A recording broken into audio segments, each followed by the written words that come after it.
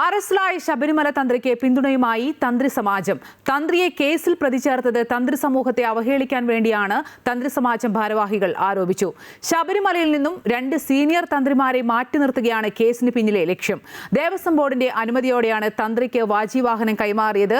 തന്ത്രിയെ ജയിലിൽ കിടത്തണമെന്ന ഉദ്ദേശത്തോടെയാണ് തന്ത്രിയുടെ വീട്ടിൽ നിന്നും വാജിവാഹനം കസ്റ്റഡിയിലെടുത്തതെന്നും തന്ത്രി സമാജം ആരോപിച്ചു.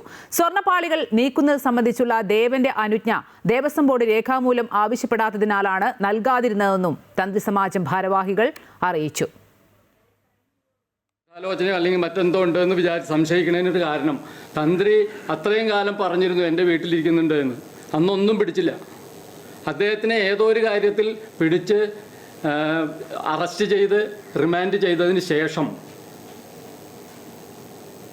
SITയുടെ സ്വന്തം അധികാരത്തിൻ്റെ പരിധിയിലാണെന്ന് എനിക്ക് തോന്നുന്നു റെയ്ഡ് നടത്തുകയാണ്.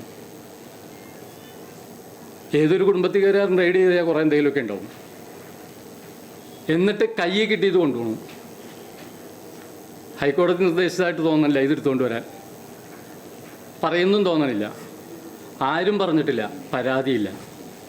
അപ്പോൾ എന്താണെന്ന് വെച്ചാൽ ഇതേവരെയുള്ള കേസുകളിൽ തന്ത്രിക്കെതിരെ യാതൊരു തെളിവും കിട്ടിയില്ല. പുതിയതൊരെണ്ണം ഉണ്ടാക്കണം എന്നുള്ള ആ ഒരു ഉദ്ദേശത്തോടു കൂടി ആർക്കൊക്കെയോ